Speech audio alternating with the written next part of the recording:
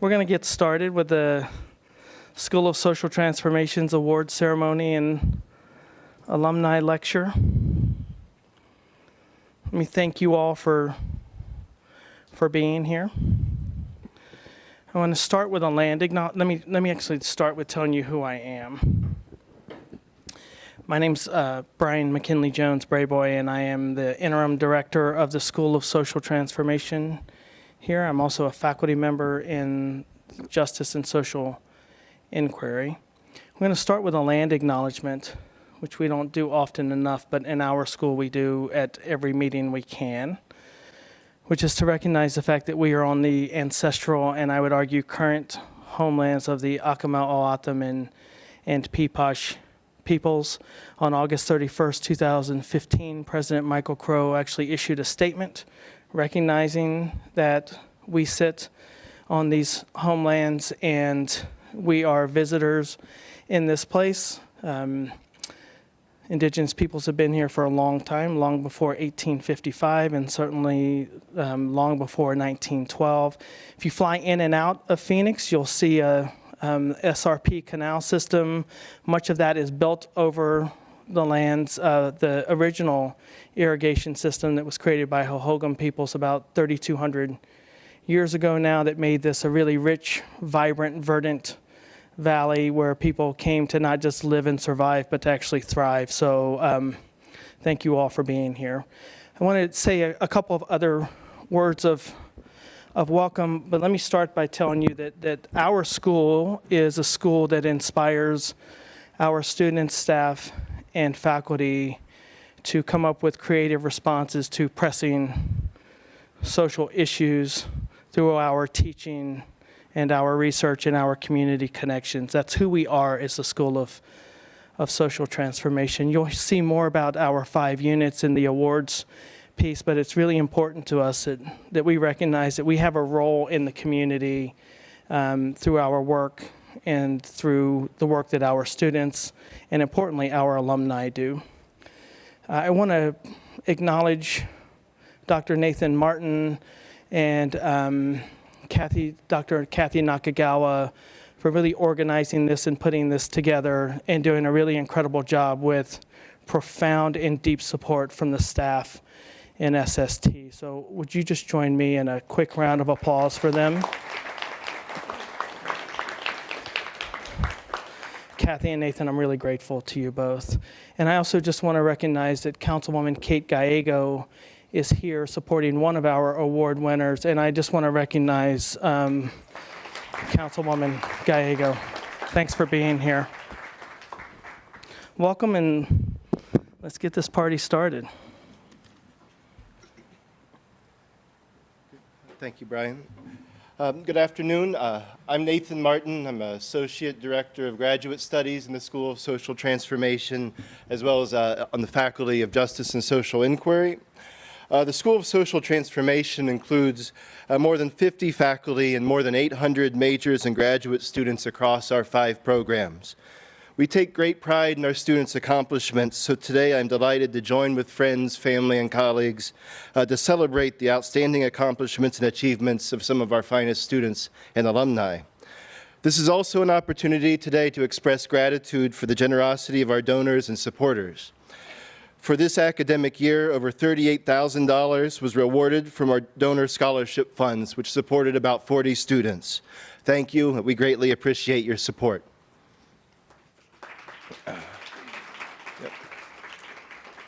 And now to announce the first award recipients of the afternoon, please join me in welcoming Dr. Desi Usman, Associate Professor and Faculty Head for African and African American Studies.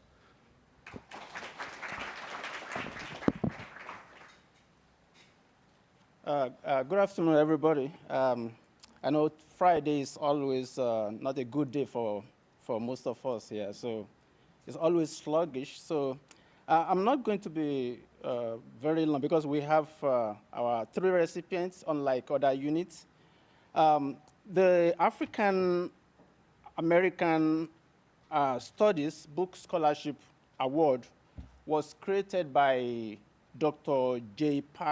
Young Park, who is currently a professor at Chombock National University. J. Park attended Arizona State University.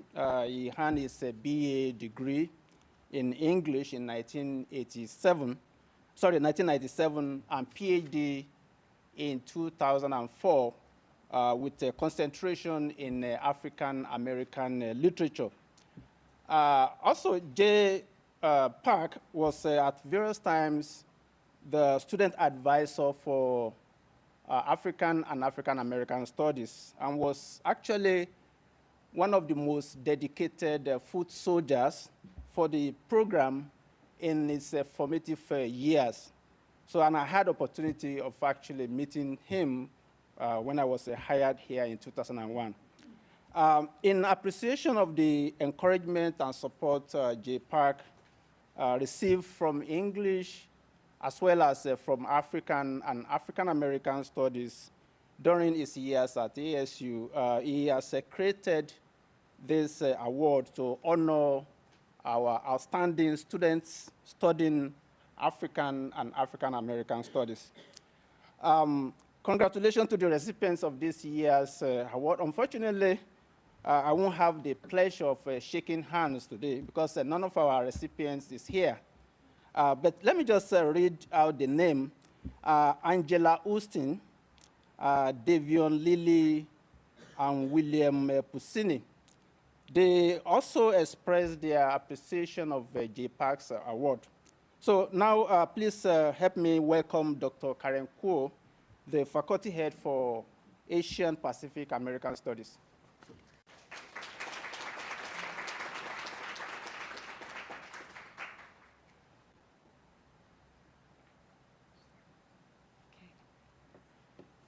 Good afternoon. Can you hear me? Okay. Do I have to pick this up? Can you guys hear me? Okay. Yes? Good afternoon, everyone. In 2006, the WUS Foundation permanently endowed this community-supported scholarship program with a generous donation to the Asian Pacific American Studies program.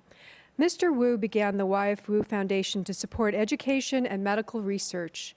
Based on Mr. Wu's wishes that students be knowledgeable about and actively involved in their communities, student recipients are encouraged to participate in Asian American and Pacific Islander campus activities and are encouraged to take classes in Asian Pacific American Studies. Sadly, Mr. Wu passed away last year at the age of 103 years young. Yeah, he looked great too, actually. Mabel So, Dr. Wu's daughter, is unable to attend the event today, but asked that the following message be conveyed about her dad. My dad, Ying Fan Wu, received his MA degree from Columbia University in the 1930s. He spent most of his working years in Hong Kong in textiles industries and also property development. After retiring, he and Mom decided to move to Scottsdale, Arizona, and about 25 years ago to be close to my family. Knowing how important education is, especially for immigrants, he set up the WUS Scholarship and also helped fund the Asian Pacific American Department, and donated books and funds for the Chinese section of the ASU library. He would like to have the recipients to work hard in their respective fields and be able to pay it forward to deserving students in years to come. My congratulations to the recipients of the WUS Scholarship. Congratulations to the recipients of this year's WUS Scholarship. As I call your name, please step forward. Andrew Win Cao. I don't know.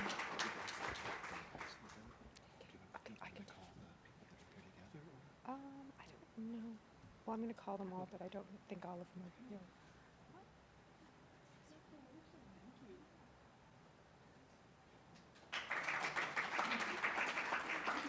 Darian Vincent Chang.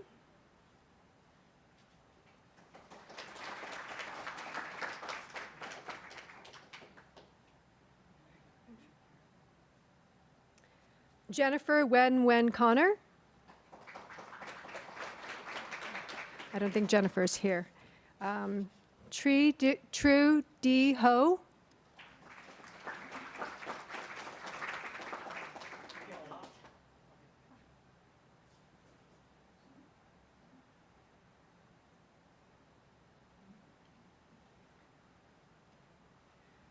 Christina Dahia Kim.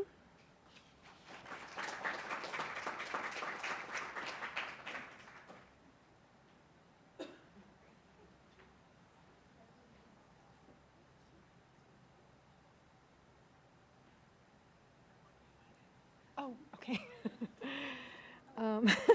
Athena Kim Mi Leo. Lay.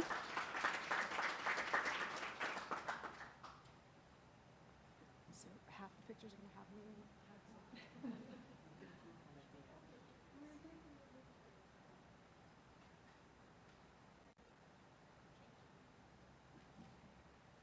Rone Matriano.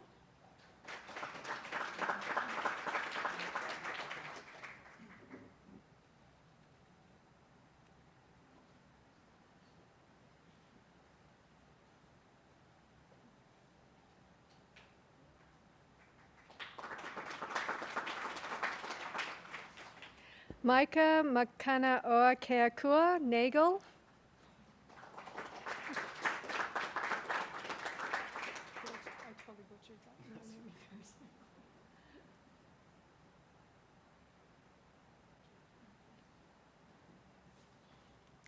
Christy Wen.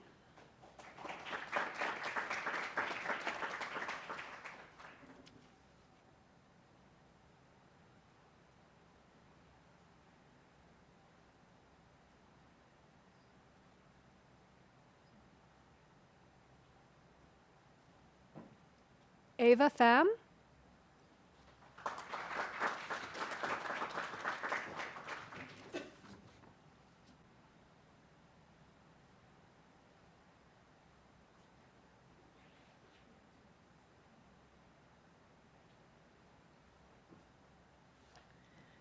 Nicole Page Richards.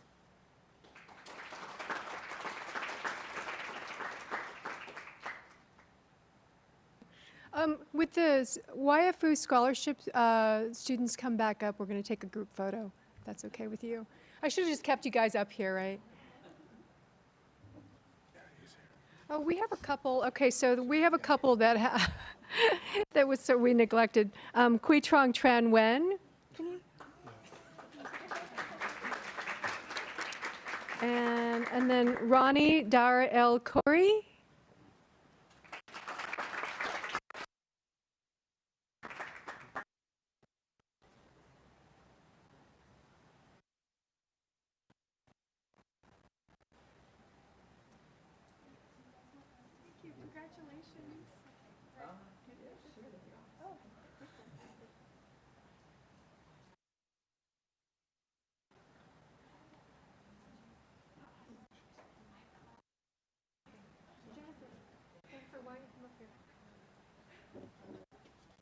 Okay, Jennifer, when Connor had class, and so she's here now. Oh,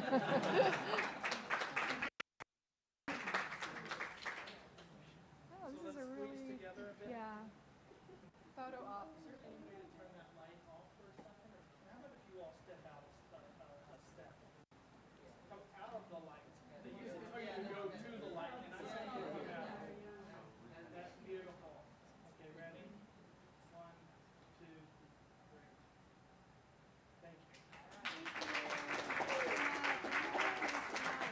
Okay, we're not done. We have more awards. We also have the WU Research Scholarship. The WU Research Scholarship provides opportunities for the ASU undergraduates to receive financial support for an innovative, independent, or supervised research or creative projects relating to Asian American or Pacific Islander communities. So this year's scholarship goes to Rone Matriano. Rone? Yes, you have to come back up.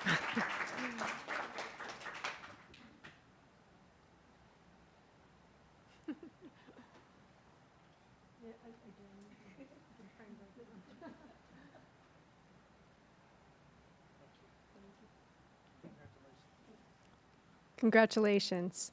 We also have the Wing Ong Memorial Research Scholarship, which was established to support undergraduate students doing research related to Asian Pacific American communities. The Wing F. Ong graduated from the University of Arizona Law School and at the time of his graduation was only one of 8 Chinese American lawyers in the United States. He was also elected to the Arizona House of Representatives and the Arizona State Senate, making him the first Chinese American not born in the U.S. to be elected to a state legislature. Wing F. Ong's family and friends established this scholarship to encourage future leaders in the Asian Pacific American community. And this year's recipient for this award is Netanya Kino. Okay.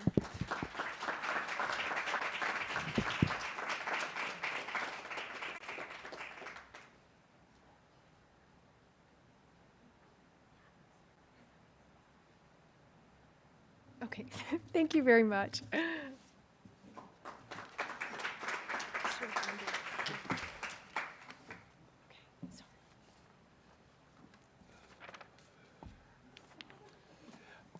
And now please welcome Dr. Lisa Anderson, Associate Professor and Faculty Head for Women and Gender Studies.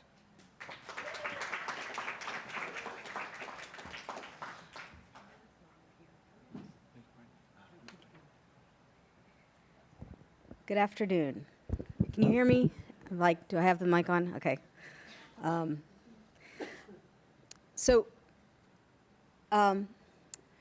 The first award for Women and Gender Studies is the Phelps Barbra Nell Scholarship for Feminist Leadership. This award continues the legacy and commitment of activist Gloria Phelps and her husband, retired insurance executive Alex Barbra Nell, to the Women and Gender Studies program. Phelps' passion for improving women's lives remains her driving force as an independent commentator on women's issues, politics, media, and leadership. Alex Barbra Nell earned his BA in history from Arizona State in 1982. Alex is the past president of the ASU College of Liberal Arts and Sciences Alumni Association and a founding member of the College of Liberal Arts and Sciences Original Dean's Council, and has been recognized with numerous awards for his service and contribution to the university. Congratulations to Maria Olivia Fernandez, this year's recipient. Is she here? And she could not be here with us today. Due to the generosity of our donors and gifts to the Women and Gender Studies General Fund, we are able to recognize an outstanding undergraduate student and an outstanding graduate student with Women and Gender Studies scholarships. This year's award recipients, Kaylin Marie Eiler for undergraduate and Samantha Lee Vandermeed, graduate, were unable to join us today. Our congratulations to all 3 of our scholarship winners.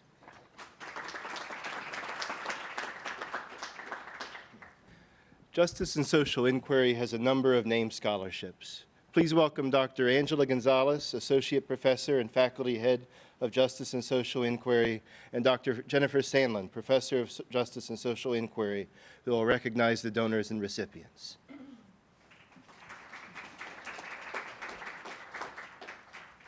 Thank you, Nathan, and welcome everyone, and thank you for joining us this afternoon.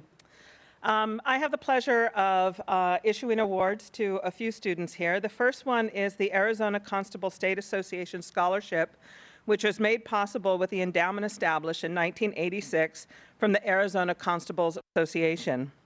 The scholarship is made in memory of Bernie Johnson and aids students with junior or senior standing who have a justice-related career goal and demonstrated evidence of community service. It's my pleasure to congratulate Brianna Rodriguez, one of the recipients of this award. Brianna?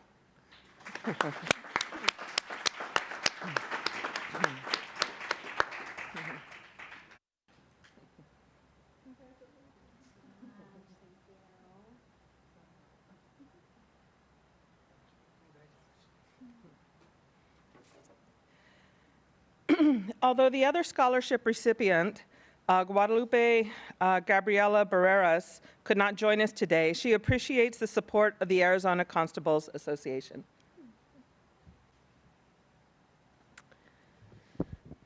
The Russell L. Duncan Memorial Scholarship is sponsored by the generous support of family and friends through the Russell L. Duncan Memorial Golf Classic. Russell L. Duncan was a patrol officer with the Apache Junction Police Department who was tragically killed in the line of duty in 1983. The award is meant to encourage gun safety and professionalism in law enforcement. Congratulations to Stephanie Moxon, one of the recipients of this award.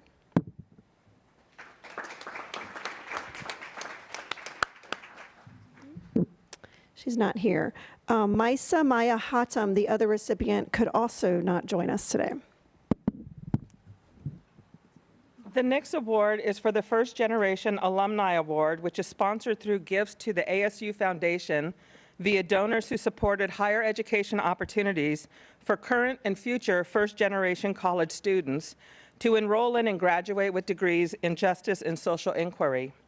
Both an undergraduate and graduate student are recognized for this award. Congratulations to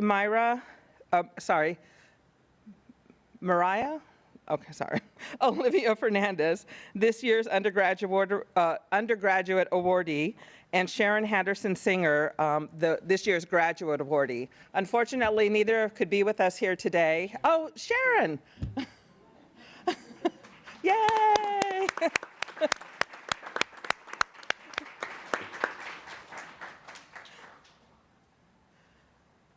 It's so good to see you.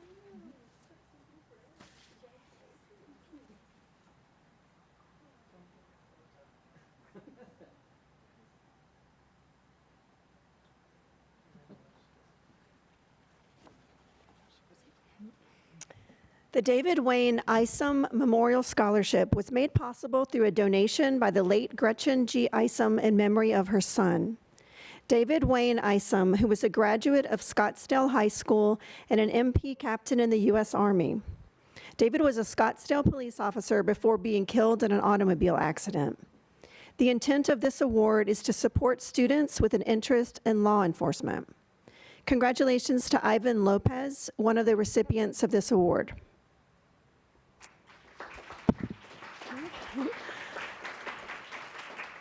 The other recipient of this award is Spring Arhart, who also could not join us today.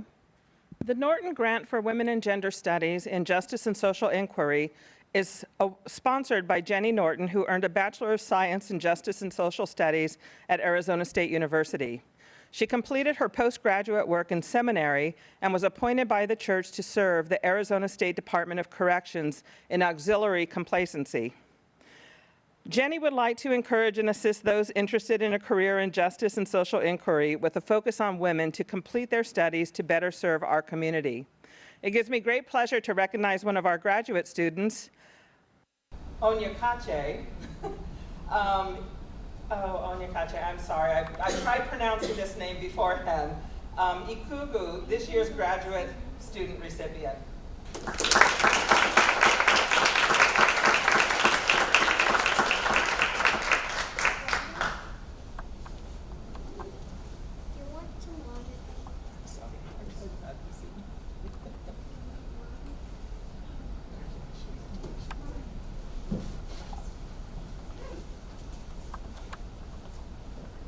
Jennie Norton and her husband, Bob Ramsey, also established an undergraduate research scholarship to encourage and assist those interested in conducting research on social justice issues to complete their studies and to better serve our communities.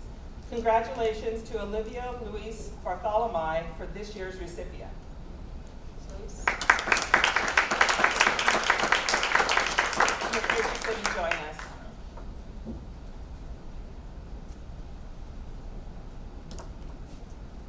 The Lionel E. Rhombic Award is sponsored by a generous contribution from the late Lionel Rhombic to assist students in the study of justice and social inquiry. Did this suddenly go off? Hello? It died. Okay, I'll try to talk louder. Mr. Rhombic worked as a civil servant and lived a life of simplicity so that others could benefit from his generosity.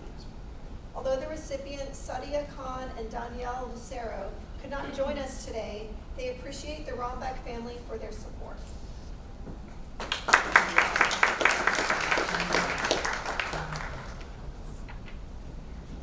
So our mic has gone dead. I'll turn on my lecture hall voice. The next award is the Susan M. Schmitt Memorial Scholarship, which is sponsored by Ruth and Ernest Schmitt in memory of their daughter, Susan. It is awarded to a student who shows remarkable effort in the Justice and Social Inquiry program, especially those involved in helping youth. The scholarship recipient is Davian Lilly, who unfortunately could not join us here today, but thanks the Schmitt family for their support.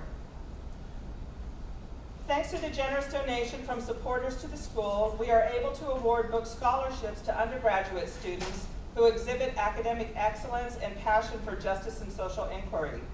Congratulations to Guadalupe Durazo, one of this year's recipients. Guadalupe?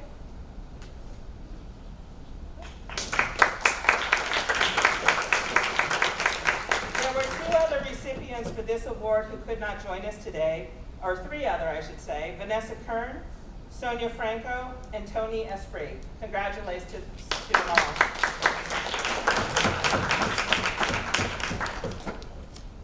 When the first generation alumni awards were established, the donors asked that a Justice Studies undergraduate and graduate alumnus be selected each year, in whose name the first generation alumni scholarships are given. Here to introduce the 2018 Outstanding Undergraduate Alumni Award is Dr. Madeline Adelman, Professor of Justice and Social Inquiry. Thank you, Nathan. Thanks for everyone who are here with us this afternoon. I know many of our recipients are also recent graduates, so I'm sure they're flourishing wherever they are this Friday afternoon. I want to introduce, and I really have the pleasure of introducing Elizabeth, you know her as Ellie Fetes.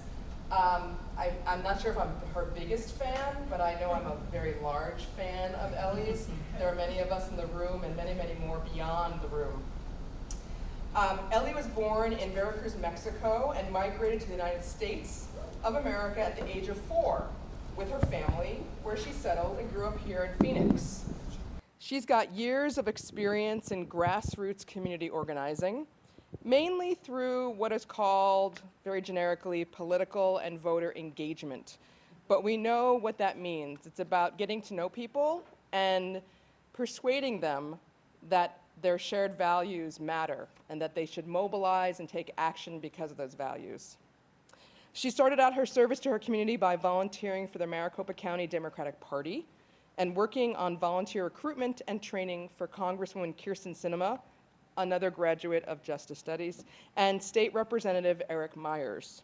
In 2013, Ellie was one of the thousands of undocumented young adults who benefited from President Barack Obama's executive Deferred Action for Early Childhood Arrivals, what we affectionately call the DACA program.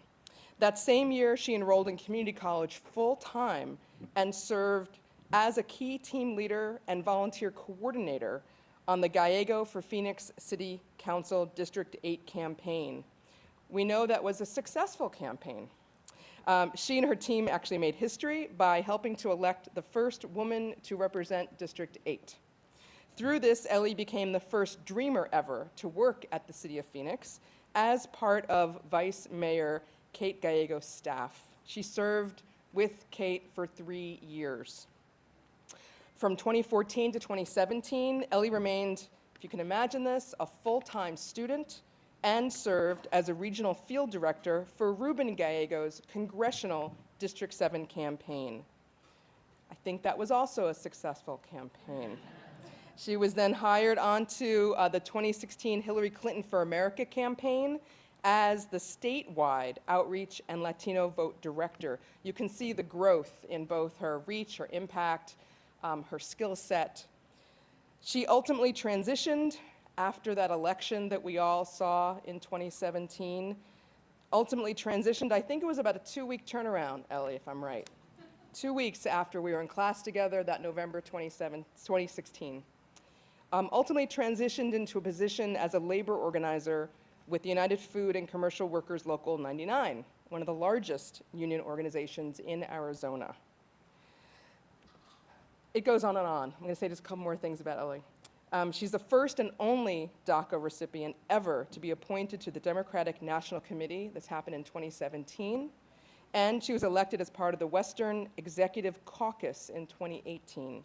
She now works as the finance director for the Kate Gallego for Phoenix Mayor campaign. She's been awarded lots of awards. This is just one in a series of them. Here's just a few. For her service and her deep engagement commitment to the community, Ellie was recognized as one of the 2014 40 Under 40 Latino leaders. She's also a graduate of the Arizona-based Leading for Change Fellowship Program and is an Andrew Goodman Fellowship alum. Ellie currently serves as vice chair on the Hispanic Advisory Board for Maricopa County Sheriff Paul Penzone, another campaign that I know that she and many others were involved in. Ellie graduated, one of her, notable accomplishments, among the others, she graduated from ASU in 2017, spring 2017, with a bachelor's degree in Justice Studies and a minor in Political Science. And news to me, I'm really happy to see this, she's currently preparing to pursue a degree in law. So it's really, really quite exciting. We were so impressed by Ellie that she graduated in May of 2017, and in the fall of 2017, we invited her back to be one of the signature speakers in our Seeking Justice in Arizona lecture series that fall. So just a few months after being one of the people who would attend that series, she was a speaker in the series. And the title of her talk, I think, is quite meaningful and really represents who she is. The title of the talk was My Voice, Your Vote. So I'd like to recognize Ellie, bring her forward, and for us to be able to congratulate her on the naming of the outstanding first generation scholarship in Ellie Perez's name.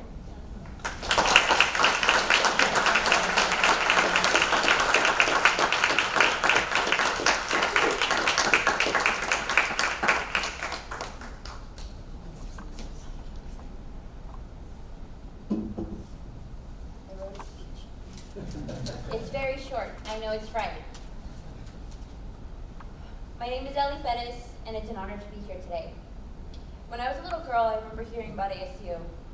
I remember seeing that iconic black shirt with the pitchfork in the front, and I had no idea what it meant or that it had anything to do with ASU. I just knew that I wanted to be a part of what it represented. It represented hope, it represented diversity, and it represented strength, and I wanted to be a part of that. So I did what any kid does. I listened to my teachers and my parents, and I went to school and I worked hard, and I wanted to go to ASU. When I was 16, I found out I was undocumented, and I realized that that opportunity of being part of a community like ASU wouldn't be afforded to me because of my immigration status. Higher education wasn't an option for me. But remember those iconic pitchforks? Here they came, opening another door when so many were closing. ASU opened up its doors to thousands of immigrants like myself, and I became one of the lucky ones that was able to call ASU home and call myself an ASU alumni and graduated in 2017.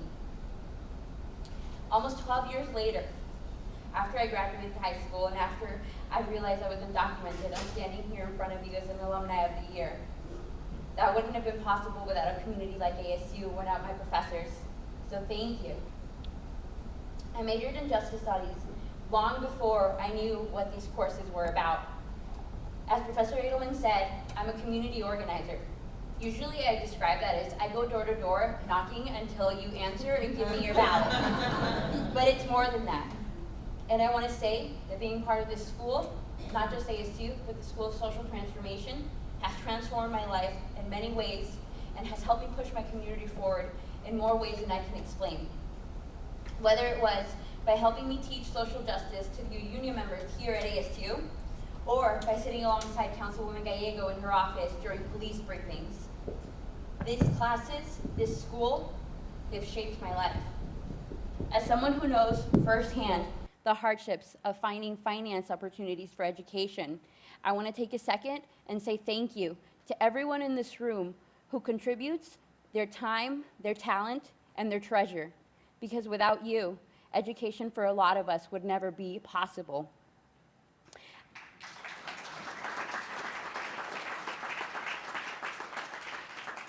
I was reading before I wrote my speech on the mission for our school, and particularly for the Justice Studies Department. And something that caught my eye says, It empowers students and it helps them thrive in any environment, prepares them to thrive in any environment.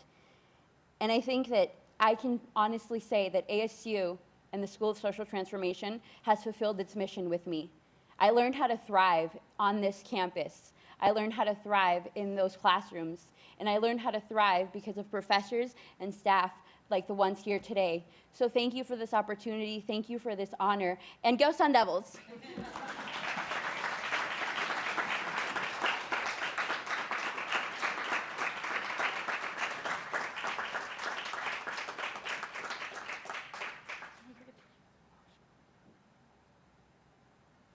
Now please welcome Dr. Nancy Jurek, Professor of Justice and Social Inquiry, who will announce the 2018 Outstanding Graduate Alumni Award. Thank you, and thank you, Nathan, and what a wonderful group of students and alums we're honoring today. And it is my honor and pleasure to introduce the recipient of our 2018 Outstanding Graduate Alumni Award, who is Dr. Cynthia Bejarano, Regents Professor from the Department of Interdisciplinary Studies, Women and Gender Studies at New Mexico State University. I'll tell you a little about her. She received her PhD from Arizona State University from the School of Justice Studies at that time, in the interdisciplinary PhD in August of 2001. Dr. Bejarano is a native of Anthony, New Mexico, and she received her bachelor's and master's degree from New Mexico State University. After she completed the PhD at ASU, she joined the Department of Criminal Justice at New Mexico State University. And in 2014, she joined the Department of Interdisciplinary Studies and Women and Gender Studies there. Her publications and research interests focus on border violence, youth cultures, immigration issues, and gender violence at the U.S.-Mexico border. She is the author of the book Que Onda? Urban Youth Cultures and Border Identity, published by the University of Arizona Press in 2005. And she is co-editor of an interdisciplinary anthology with Rosalinda Fregoso, entitled Terrorizing Women, A Cartography of Femicide in the Americas, published by Duke University Press in 2010, but also then published in Spanish by the Universidad Nacional Autónoma de Mexico, which includes works from scholars, activists, and attorneys from across the Americas. In addition to these book projects, she also has over 21 journal articles, essays, chapters in books. But that's not all she does. She is very much a dedicated community activist and teacher.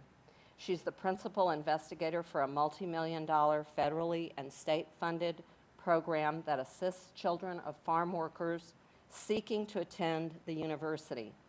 The College Assistance Migrant Program, or CAMP for short, has helped over 349 students attend college. In addition, she was the co-founder of Amigos de las Mujeres de Juarez, an organization working with Mexican women's rights organizations to end the violence against women in Chihuahua, Mexico, and the borderlands. In teaching, she teaches a number of classes in gender and violence, social justice, and issues in the U.S.-Mexico borderlands. She teaches courses on gender and human rights and is as involved outside the classroom as in, and she's received, not surprisingly, many awards: the Donald C. Rush Excellence in Teaching Award in 2008. For her collective efforts in teaching, research, and service, she received the 2010 Annual Governor's Award for Outstanding New Mexico Women. She received the Stan Fulton College of Arts and Sciences Endowed Chair in 2010, and Critical Educators in Social Justice Special Interest Groups Community Advocacy Award in 2011. In 2014, she was named a Regents Professor, the highest honor given to a faculty member at New Mexico State University. Truly, Professor Bejarano is the kind of scholar activist that we hoped for in creating our Justice Studies PhD program so long ago. And she is also a credit to the School of Social Transformation. And she is here with her family, immediate family, Jeff Shepard, Dr. Jeff Shepard, and Joaquin. And I'm going to mess up on all his names, but he can tell you all his names. And I'm going to present her with the award, and after that, she will be giving a lecture that she tells me is going to remain untitled for now, but it's about the rhetoric surrounding the border wall. Congratulations.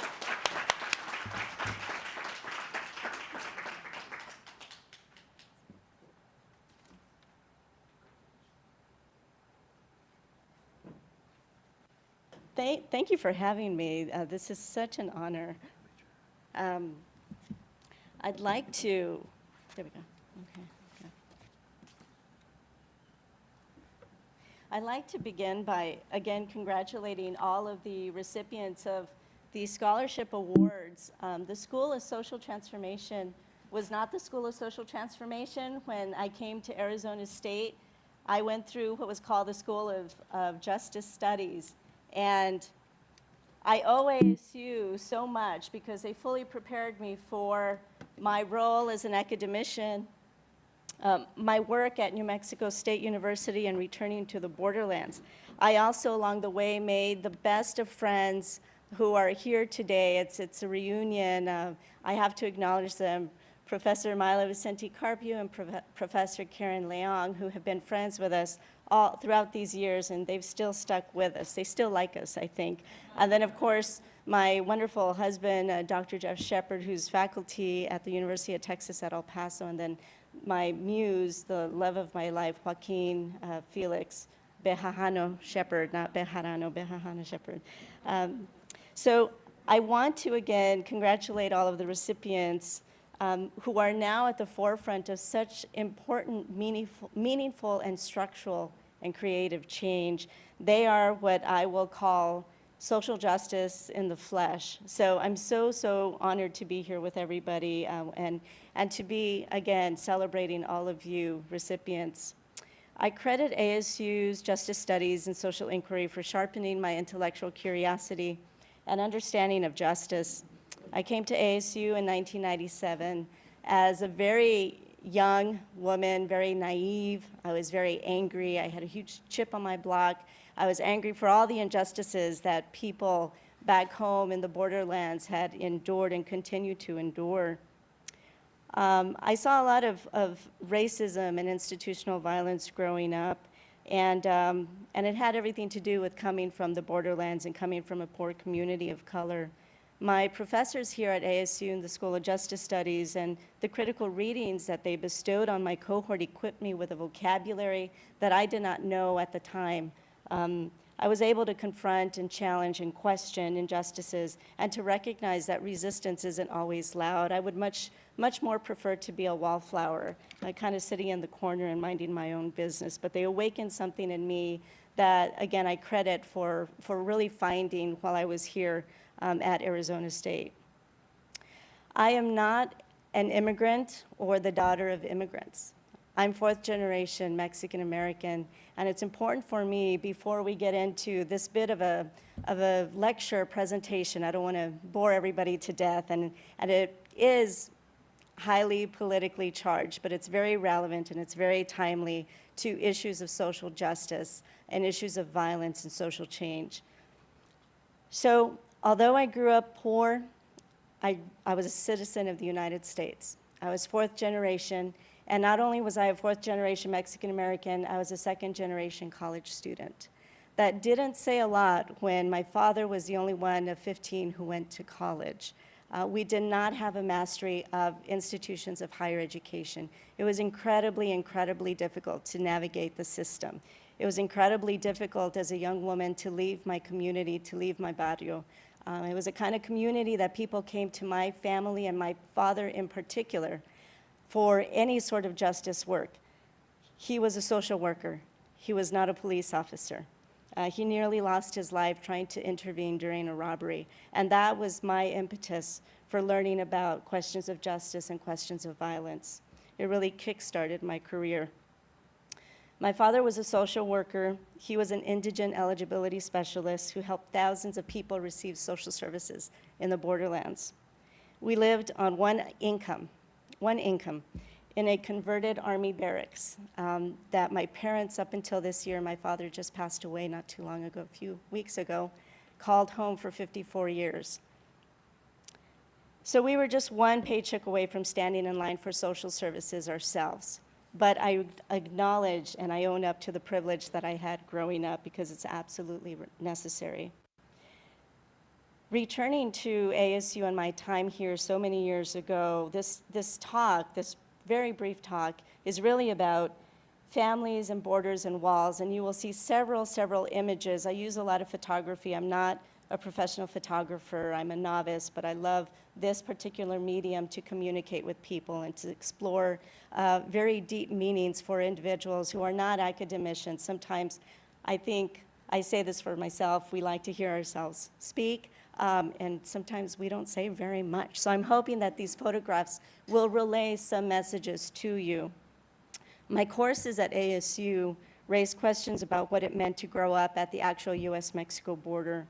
So growing up within the 100-mile border zone designated by the Department of Homeland Security as an area where federal authorities, specifically Border Patrol and US Customs and Border Protection agents, can ask anyone what their citizenship is and who they are and why they are traveling, with or without probable cause, was and continues to be of great consternation for me.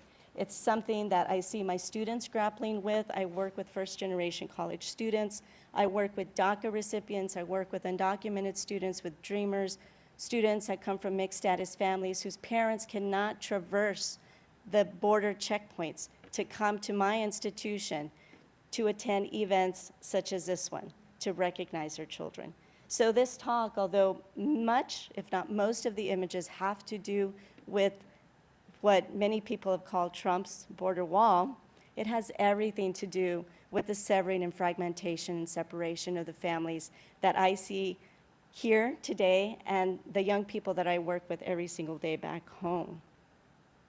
I'm reminded of the difficulties in seeing images like this of children.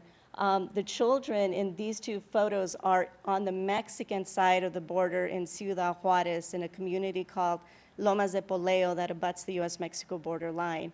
And the signage is on the New Mexico side of the border wall. I don't know if you can read that far. In Spanish, it says, "Este muro es inmoral," this mural is immoral. Este es el paso, no al muro. This is El Paso, no to the wall. And this wall is a national shame. I'm reminded of the students that I work with, the farm worker students, of one family, for instance, of T and M. T is a young man, M is a young woman, who come from a mixed status family. T had a scholarship to attend the university because he was born in the US. M, his younger sister, was not born here, interestingly enough. And so I've watched them grapple in their freshman year, trying to figure out the privileges that come with having status and the privileges that are not present for those who do not have status for M. For another student, E, who now is crossing the border daily, the US-Mexico border, to come to New Mexico State University, which is about 45 miles from the US-Mexico border every single day, because when he was 5 years old, his parents were deported. Right in front of him, were stripped from his parents, and so he was bounced from extended family to extended family, and now resides in Ciudad Juarez and crosses the border as a US citizen to come to the university every day. And then finally, I think of G, who started his freshman year at NMSU last year, recruited by me and my colleagues, and had to deal with his mother, who was deported and barred for life from coming to the United States because she continued to cross the border without papers, without documentation, to work in the fields. And so now she too, along with her husband, live in Ciudad Juarez, the closest that she can come to her young school-age children, and then G, who just started his freshman year in college. I watch as he He struggles to learn his mother's A number, his mother's alien number, while also struggling to take criminal justice classes to learn about the system that oppresses his family. How does one reconcile studying the system and longing to join its forces while knowing that this very system repeatedly deported your mother, who is banned from ever returning to the United States? So justice studies helped me to learn how to adjust my optic to challenge institutions and systems and to question what violence really looks like. How do you justify tactics to fragment families, irregular migrants, child and youth migrants, like the recent separation of children and their parents in tent cities outside of El Paso, Texas, and Tornillo, Texas, which is, again, right around our backyard. DACA recipients like Ellie, the wonders of students, of individuals, of human beings like Ellie Fetes and so many others and dreamers, with little less than a hope and a prayer to remain undetected. There is a crisis in how we dehumanize families and how we now must humanize a border by interrogating the rhetoric of security that is so heavily used. The weight of the border wall rhetoric is in the words of Lauryn Hill, and this is back in my day, and she was young back then, the words of Lauryn Hill, killing us softly. So I'm interested in exploring these issues of walls and borders and violence and justice, really happy-go-lucky sort of themes, right, for celebrating all of you. So I'll try to tone it down a little bit. I understand and recognize that. But I'm interested in looking and understanding what the border wall symbolizes and its reverberating effects on immigrant communities, migrant communities through the mass expulsion of people, the increasing rise of the carceral industry and the carceral state, the nexus of the criminal justice system with immigration law, and the increase of xenophobia and nativist sentiments that have allowed us to arrive to the spectacle of the border wall that we now see. The rhetoric of the wall and its expansion is difficult to comprehend. The materiality of the wall is undeniable. The wall has always existed, which is difficult. You scratch your head and say, but I just passed the wall, 10 years ago, 15 years ago, and now there's a new iteration of the wall. The current administration has contrived this image of a deviant border region wrought with danger, illegality, and the need for taming through this taller, better reinforced wall. So if you know the border, you study it the way I do, the US-Mexico border spans almost 2,000 miles. The length of the existing wall is approximately 654 miles. There are primary walls like what you see in the backdrop here. There are secondary walls or some form of a barrier or blockade, and a tertiary type of fencing that also exists, Normandy fencing that you would see during World War II. The proposed length of this new border wall will cover approximately 1,000 more miles of the US-Mexico border. There's a lot of money to be made building this wall and reconstructing it and tearing it down and rebuilding a new, more fortified, more secure version of the wall. Even though recently, my husband said he read that the wall prototypes were learned, it was recently learned that they could be very easily breached. Hello, duh, right? Okay, it's just a facade, right? So when we think about these walls and these fences, we're really talking about, I want to leave everyone with the imagery of the young people I mentioned, T and M and E and G. This is a photograph of the Chief Border Patrol Sector, the El Paso Border Patrol Sector Chief, Aaron Hall, who said very adamantly earlier this year that the President has given the Border Patrol Operation Control under Executive Order 13767.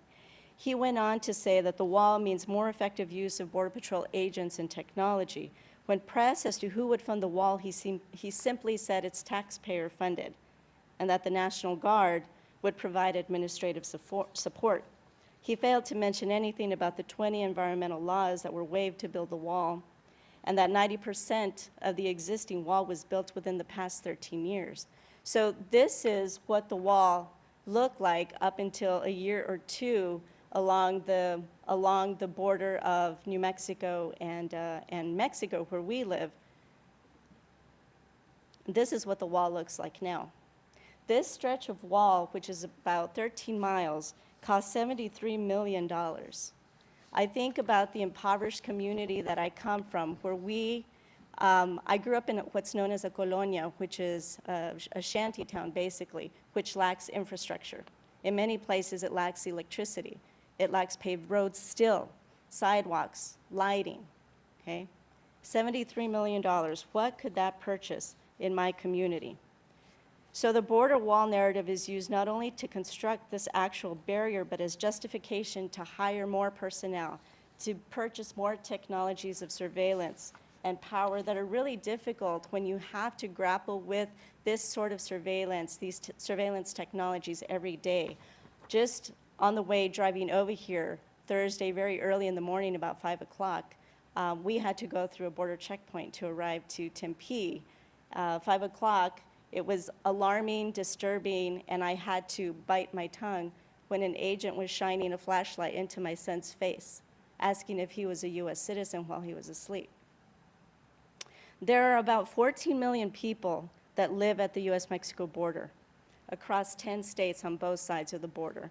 These are images from a border wall protest that I participated in a few months ago. Again, this is a stretch, 13-mile stretch of a new bollard wall that cost $73 million. So left out of the border wall rhetoric and narrative are the farm workers, the construction workers, the service industry and meat and chicken packing workers, the domestic workers and caregivers and migrant children and women whose labor that is often exploited in the US, which serve as a vital component to the US economic engine. Nothing is said of these stories, again, of the young people that I very, very briefly and vaguely mentioned. Nothing is said of the drug consumption problem here in the United States that we as justice studies students and advocates and scholars learn about every single day, about the gender-based violence that women and men and children experience as they traverse borders and thousands of miles to reach the United States from all over the world. And that goes for global migration. The massacres of San Fernando, in the San Fernando Valley in Tamaulipas, the 2 massacres, women who've been accosted and robbed. When families, and I have been to detention centers many a time, many detention centers of migrant children, to see children arriving and families and women in particular with nothing but the shirts on their back because of the countless times that they have been robbed. Nothing is said of the emergency plans of migrant families to separate before arriving to the border, to avoid apprehension or deportation with hopes of not getting lost in the system or lost in the desert. But the narrative repeatedly returns to the border wall. Nothing is said about the environmental dangers or the loss of life, right? Not only human life, but also of animals that reside at the US-Mexico border, like this image of an ocelot that was used during this one particular protest. So looking beyond the wall and the machinery of its intersecting parts reveals a spatial and temporal analysis of the border wall as a distraction, a costly disturbance to deflect attention from the chronic and constant moving parts of the Department of Homeland Security to detain and or deport thousands of people. And this is a tough question to grapple with as someone who taught criminology, criminal justice, issues of justice, because on the one hand, we have so many students who want to go into the Border Patrol, US Customs and Border Protection, DEA, and on the other, we have students sitting side to side to these young individuals that are undocumented or DACA recipients or dreamers. The urgency of the border is perversely exploited. Borderlands communities have not been asked about public safety concerns, the encroachment of more surveillance and policing in their neighborhoods, or about their fears and perceptions of the border wall travesty. The dialectic of the wall personifies a breaking of the government's social compact with its people, and the ideals of democracy and fundamental civil, political, social, human, cultural, and collective rights. The collateral damage to communities is beyond measure. So when I think about the $73 million that is used to construct this 13-mile stretch, which is just asinine, I think about the countless families that I've worked with. We've served now close to 500 immigrant families in the College Assistance Migrant Program.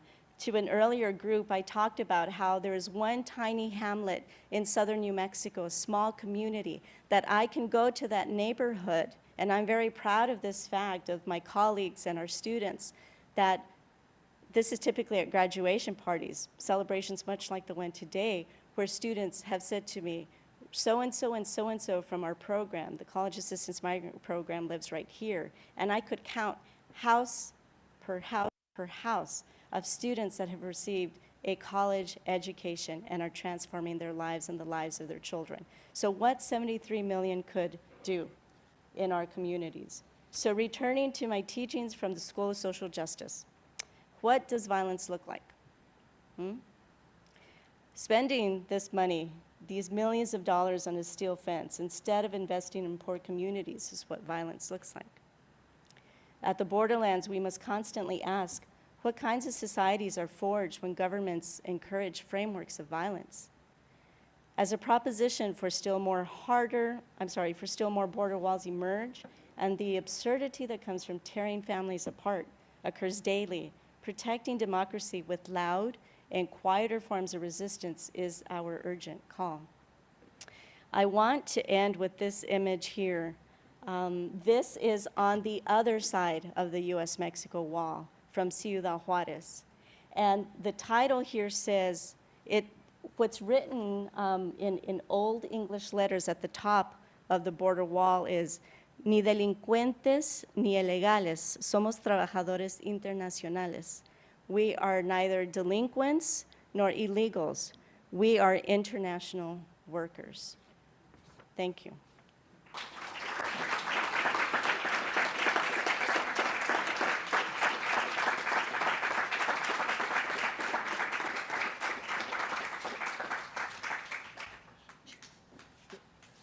We have some time for questions from the audience, if anyone would like to ask Dr. Bejarano any questions. Or finish the lecture, or offer your own stories and input, please.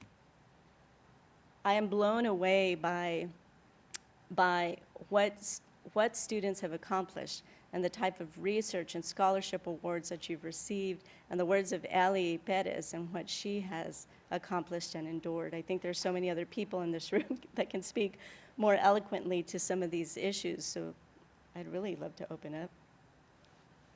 Is there a camp program also at ASU? There is. So the College Assistance Migrant Program is a federally funded program through the U.S. Department of Education. And what this program does is it works with the children of migrant and seasonal farm working families. So in my situation, the young people that I work with are mainly working in pecan orchards, the chili industry, onions, cabbage, lettuce, watermelon, you name it. And so I believe there are 42 federally funded camp programs across the nation. And it's an incredible way to provide services to some of the most disenfranchised community members. It's typically, as you can imagine, in farming communities, heavy agricultural communities, immigrant communities. So because of where we are geographically speaking, the vast majority of our students are of Mexican descent.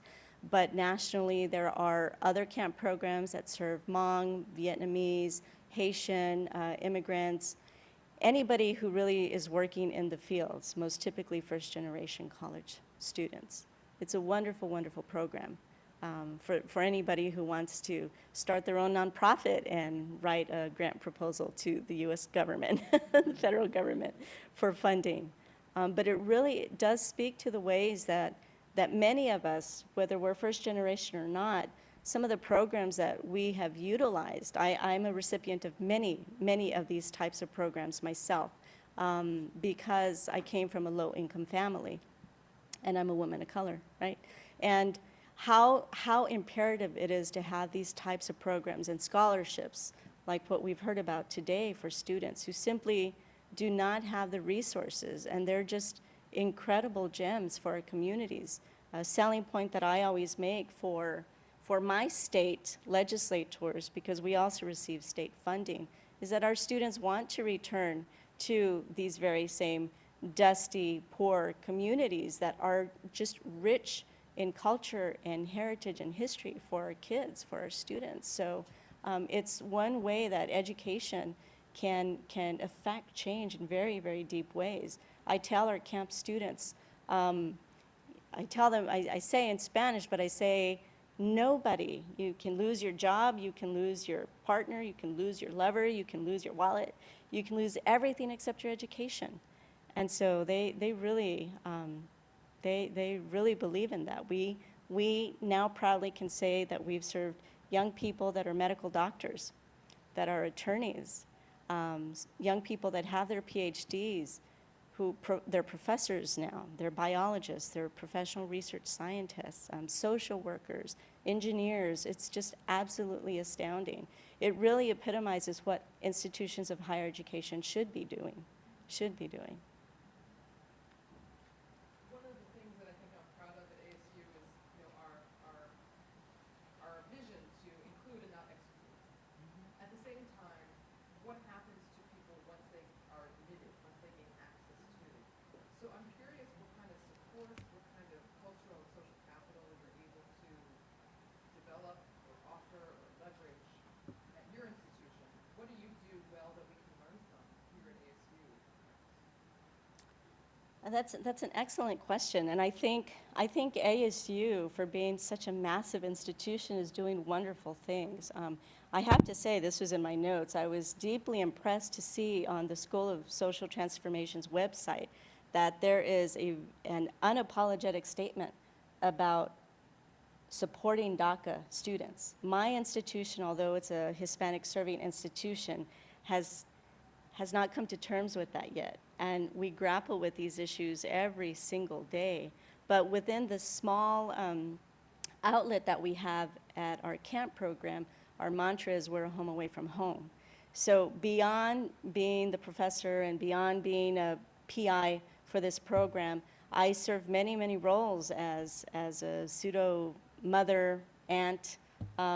We bring much of what's familial and familiar to students, as we use that as a retention tool, as a strategy, a retention strategy for our students. We have peer mentors, students that went through our program that are now mentoring the younger generation.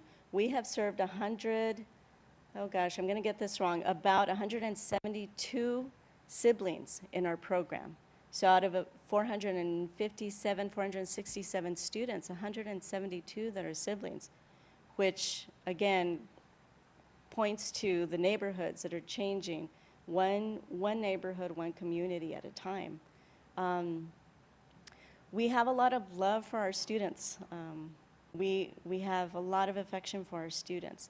We are intimately involved with the students, and I know that is not correct, and that can run into some legal issues, but we're culturally speaking, and I don't want to be essentializing any point of our program or the students that we serve. We come together around food a lot. We come together around social events, around documentaries, around movies. Students create cohorts themselves. They take a lot of pride in knowing they're from the 15th cohort. Our staff take a lot of pride in knowing who the student is, where they're from, who their family members are. I mean, ultimately, it's not rocket science. It's just caring for the students and relaying that love and that support and care to the student. We have a 71% retention rate in this one program, which is by far much higher than the university's overall retention. And it's because of that specialized care and touch. They aren't robots. We aren't robots, right? Thank you for the question. Right.